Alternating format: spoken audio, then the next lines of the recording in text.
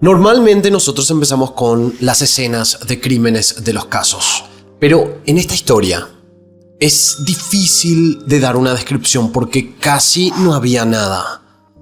Ella es Rocío Waninkoff, de 19 años, una chica alegre que amaba hacer deportes y que tenía una vida más que normal en la localidad de La Cala de Mijas, en España, hasta que desapareció misteriosamente. Era la noche del 9 de octubre de 1999. La historia que se contaba en ese momento era simple. Rocío estaba en la casa de su novio, Antonio José Jurado, conocido como Tony, con quien tenía planeado ir a la fiesta de los pueblos de Fuengirola. Tony vivía a 5 cuadras de su casa, entonces antes de ir al lugar, Rocío decidió ir a su casa para cambiarse y luego regresaría a lo del novio para ir juntos a la feria. Rocío nunca más volvió, tampoco llegó hasta su casa. Eso quería decir que en esas 5 cuadras de camino, un máximo de 10 minutos, algo le había pasado. La Cala de Mijas de la provincia de Málaga en 1999 era un lugar considerado bastante seguro. Aunque hasta la fecha es un lugar muy turístico, los crímenes registrados eran y siguen siendo leves, como hurtos o robos, especialmente en las zonas de playas. Saber que quizás hubo un posible secuestro era difícil de creer. Casi no pasaba nada grave en esa zona. Fue así que las autoridades indagaron en cada relación que Rocío tenía en su vida.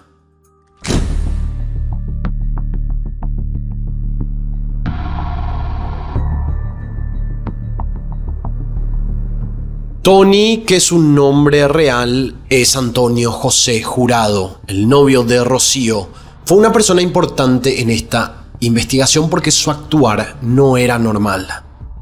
Según lo encontrado, cuando Rocío no volvió de su casa, Tony no hizo completamente nada. O sea, no la llamó, ni buscó, ni habló con los padres.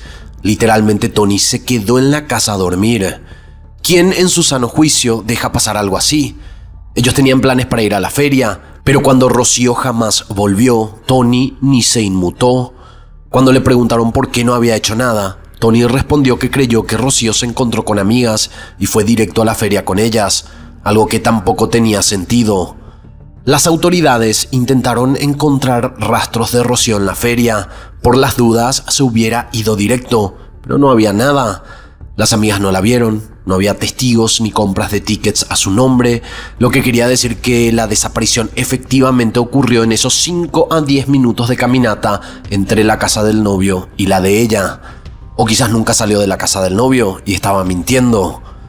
Las autoridades revisaron la propiedad y no se encontraron con ninguna evidencia que dijera que hubo un enfrentamiento, una pelea o un asesinato en la casa del novio de Rocío, así que quedó en la mira porque su comportamiento seguía siendo sospechoso. Ahora hablemos de sus declaraciones. Desde el comienzo resultaron un poco contradictorias.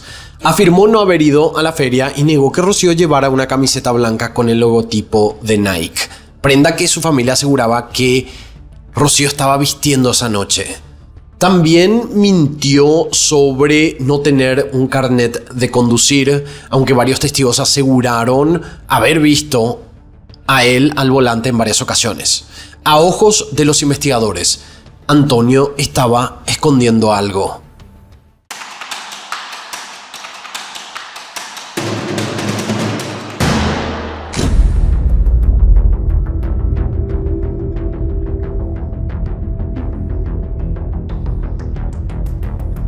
Rocío Waninkoff Hornos nació el 9 de noviembre de 1979 en Mijas, Málaga, España. Era la segunda hija del matrimonio formado por Willem Guillermo Waninkoff, de origen holandés, e Hilaria Alicia Hornos, natural de Jaén, de Andalucía. Guillermo, el padre, trabajó como director de un hotel en Ibiza donde conoció a Alicia, con quien luego empezó una relación sentimental para luego casarse en 1974. Ellos ya estaban viviendo juntos y en el barrio donde residían tenían una vecina llamada Dolores Vázquez. Alicia, la madre de la víctima, inicialmente pensó que Dolores, la vecina, era la amante de su esposo, pero estas sospechas terminaron siendo no ciertas. Con este alivio, Alicia y Dolores empezaron una amistad muy fuerte que con el tiempo se desarrolló en algo más íntimo.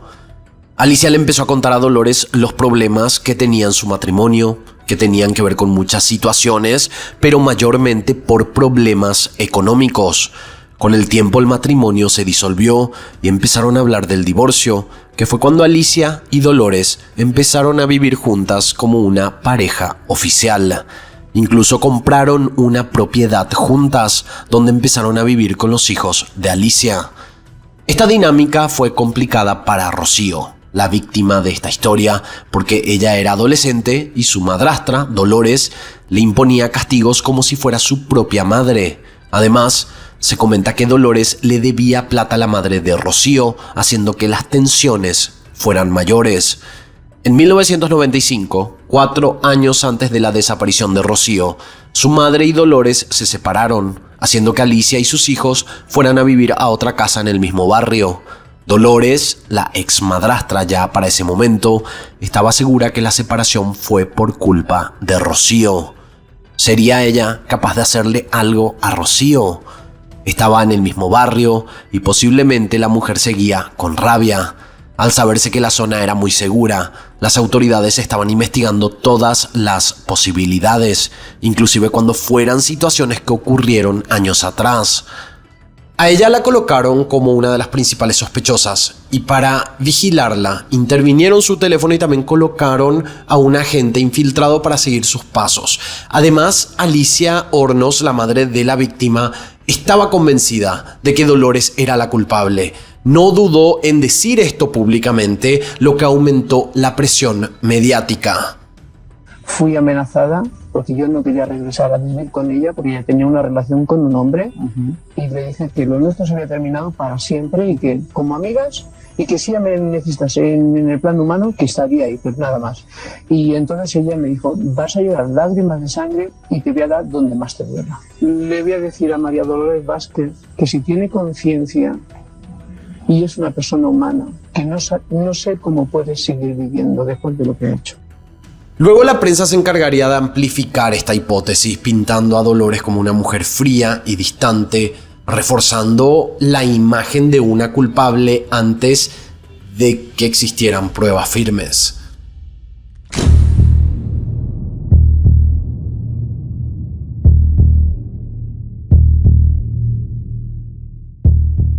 La madre se veía genuinamente dolida y era la que más se estaba moviendo en la búsqueda de su hija hasta que ocurrió algo inesperado. Al día siguiente de la desaparición, Alicia, la madre, decidió salir a caminar porque estaba muy estresada por la situación. En ese momento estaba de novia con un hombre llamado Juan Cerrillo, quien fue el que la acompañó en esta caminata en el barrio. Según la declaración de Juan, el novio, en un momento de la caminata, Alicia le dijo que le quería mostrar algo. Ella mencionó que eran unas ruinas en un descampado, algo que jamás le había mencionado antes o tuvo la intención de mostrarle. Ellos fueron caminando por el barrio camino a este lugar y cuando llegaron, coincidentemente, en ese mismo lugar habían 2 zapatos deportivos que Alicia reconoció como los que su hija usaba siempre. Al lado de estos zapatos había un pañuelo y en el lugar además había rastros de sangre, lo que daba a entender que quizás su hija había sido atacada ahí. ¿Era esto una coincidencia o necesitaba la madre llevar a alguien para que descubrieran juntos estas evidencias? Inmediatamente avisaron a la Guardia Civil, que acordonó la zona y recogió las pruebas que confirmarían que se trataba de Rocío. Y así fue cuando comenzó una búsqueda a gran escala con policías, la Guardia Civil y voluntarios. Se peinaron caminos, matorrales, descampados, pero no la encontraban. Parecía como si la tierra la hubiera tragado.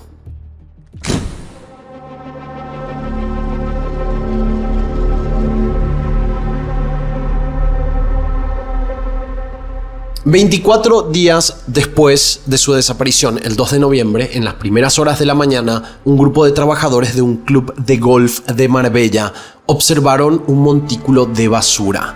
Pero al acercarse a esto, se dieron cuenta que se trataba de los restos de un cuerpo humano. Estaba parcialmente esqueletizado, con zonas donde ya solo quedaban huesos expuestos. La piel restante tenía un aspecto seco, acartonado, como si se hubiera momificado bajo el sol o por efecto del encierro. Esto puede pasar incluso estando al aire libre cuando el entorno genera un encierro parcial por la vegetación alta. Estaba desnuda, no encontraron las ropas en el lugar y para empeorar el panorama, se confirmó que el cuerpo había sido quemado, posiblemente para que fuera difícil reconocer el cuerpo y para deshacerse de todas las evidencias. Era un cadáver en avanzado estado de descomposición, envuelto en bolsas de plástico, oculto como para que nunca fuera encontrado. El hallazgo confirmó, como dijimos, que era Rocío, y la autopsia reveló que había sido apuñalada 9 veces en la espalda. Su cuerpo quedó abandonado en ese paraje entre Marbella y San Pedro de Alcántara.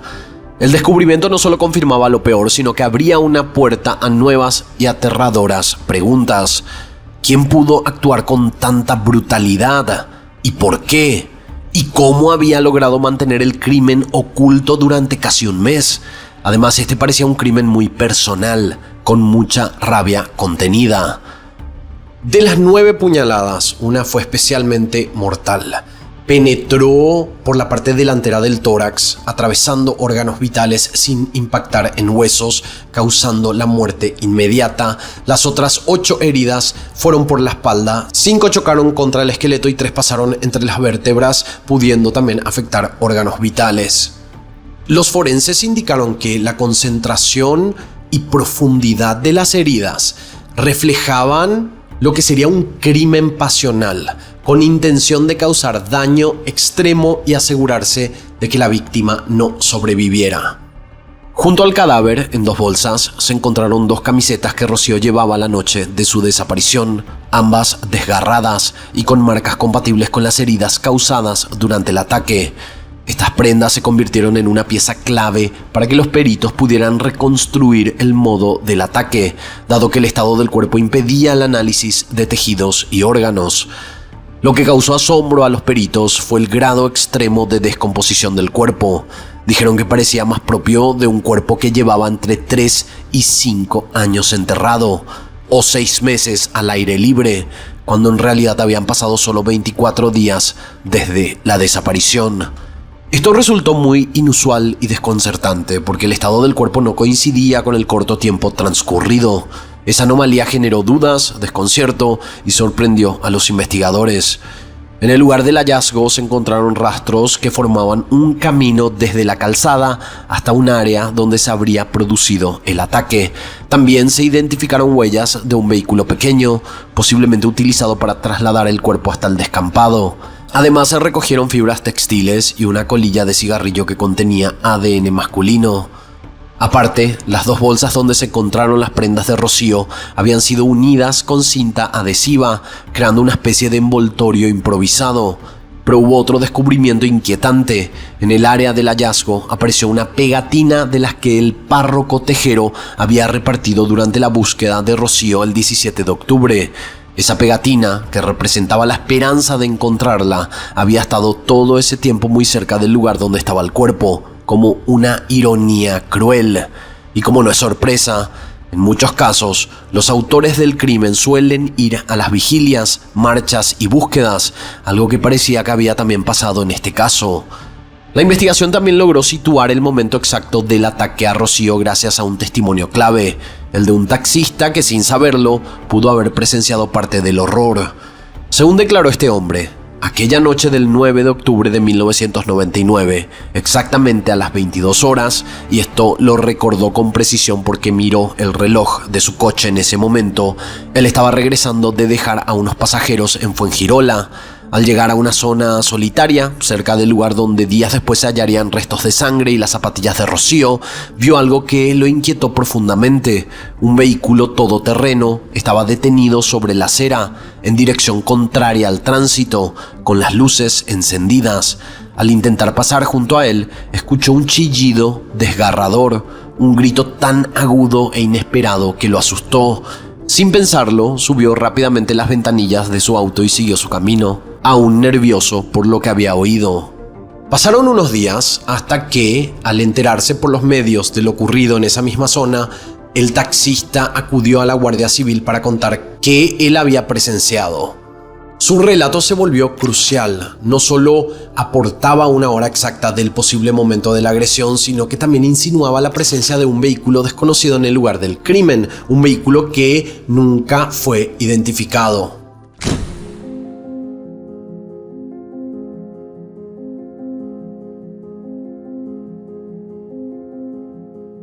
Este caso tomó años en resolverse. Tony, el novio, seguía como sospechoso y en un momento hasta fue arrestado. También estaba la vecina, quien fue pareja de la madre de Rocío y que se creyó que la motivación tenía que ver con una venganza.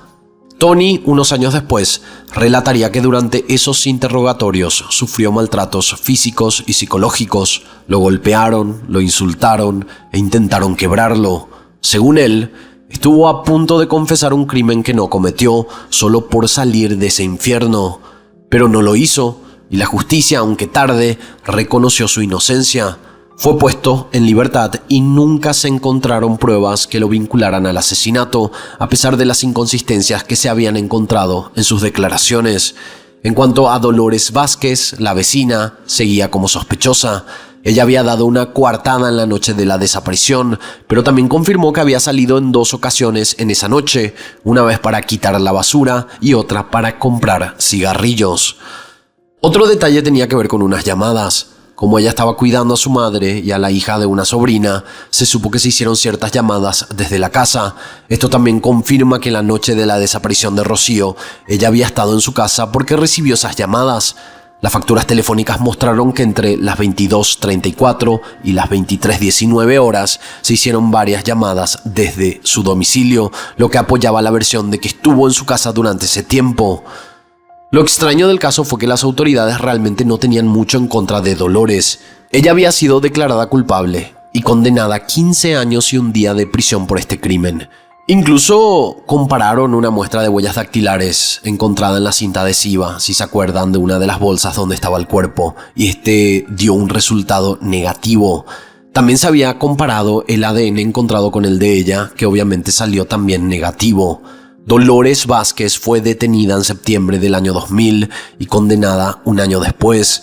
Aparte de los 15 años de prisión, debía pagar un total de 18 millones de pesetas como indemnización, que sería un aproximado de 108.000 euros en ese año.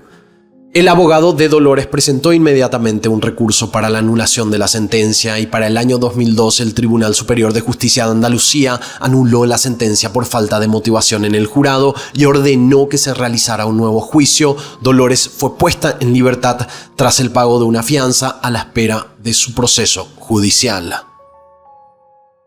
Estoy harta, basta ya. Yo no he matado a Rocío, yo no he tenido nada que ver. Me han enjuiciado, me han condenado, estoy en mi casa, yo no lo he hecho y estoy harta de repetirlo. Sé cómo trabaja, sé cómo funciona, sé lo que me han hecho, pero ninguno de ustedes, ni aquí ni en sus casas, pueden sentir lo que yo siento dentro.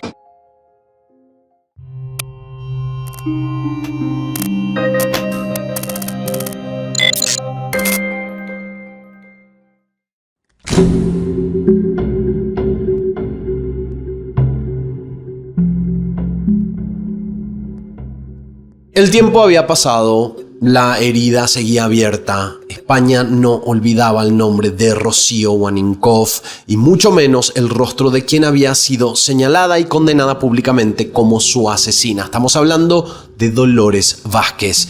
Pero entonces, todo cambió. En agosto de 2003, otra joven desapareció. Se llamaba Sonia Caravantes, tenía 17 años. Fue vista por última vez tras salir de una feria en Coín, Málaga. Su cuerpo apareció días después cubierto de polvo en un paraje solitario. La escena era espantosa, pero esta vez había algo más. Había rastros. Debajo de las uñas de Sonia encontraron ADN y ese mismo perfil genético apareció en un cigarrillo, uno olvidado o dejado a propósito cerca del cuerpo de Rocío. Ese ADN no pertenecía a Dolores Vázquez, pertenecía a Tony Alexander King. Un hombre que para la justicia británica no era nuevo, había sido condenado por múltiples agresiones sexuales en el Reino Unido, un depredador reincidente, pero había huido, cambió de país, de identidad, y en España encontró un nuevo terreno de caza. Fue arrestado el 18 de septiembre de 2003 en Alhaurín el Grande. Al principio se confesó autor de ambos asesinatos, lo dijo con calma, como si no pesara nada. Luego intentó arrastrar consigo a otros. Por ejemplo, mencionó a Dolores Vázquez como si fuera que fue su cómplice. Pero la justicia ya no tenía dudas, ella era inocente y él era el verdadero asesino. Dolores había pasado 17 meses en prisión, señalada, difamada, humillada, y cuando por fin se demostró su inocencia, no recibió reparación. No hubo disculpas oficiales, ni una indemnización, completamente nada. En diciembre de 2006, Tony Alexander King fue condenado a 19 años de prisión por el asesinato de Rocío Waninkoff, a 36 años por el de Sonia Caravantes y a 7 años adicionales por un intento de violación cometido en el año 2001. Pero incluso en su sentencia, algo inquietaba, porque el tribunal dejó asentado que en el crimen de Rocío no actuó solo. Al menos otras 2 personas participaron en su asesinato y hasta el día de hoy, esos cómplices siguen sin rostro ni nombre. Las cartas que he recibido son de Tony King, porque yo le escribí primero rogándole que me dijese la verdad sobre el asesinato de mi hija. Tony me está confesando lo que pasó aquella noche y cómo se planeó, porque eso fue planeado. ¿Crees fehacientemente todavía que Dolores Vázquez tuvo que ver con el asesinato de tu hija? Yo siempre lo he creído. Siempre lo he creído. Siempre, y me mantengo. El caso Rocío Waninkoff terminó convirtiéndose en uno de los errores judiciales más graves y mediáticos de España. Un espejo incómodo que refleja cómo los prejuicios, el amarillismo y la necesidad de un culpable pueden destruir vidas. Podemos deducir de este caso que existieron 2 víctimas. Una a la que finalmente se le hizo justicia y otra que, por el prejuicio de la gente y el mal trabajo de los encargados de impartirla, fue perseguida, detenida y acusada de un crimen que no cometió. A veces el verdadero crimen no es solo el que comete el asesino, sino el que comete el sistema, cuando deja de buscar la verdad y empieza a buscar un culpable. ¿Qué opinan ustedes? ¿Creen que realmente se hizo justicia o solo se corrigió a medias una gran injusticia? ¿Y quiénes eran los otros que participaron del crimen?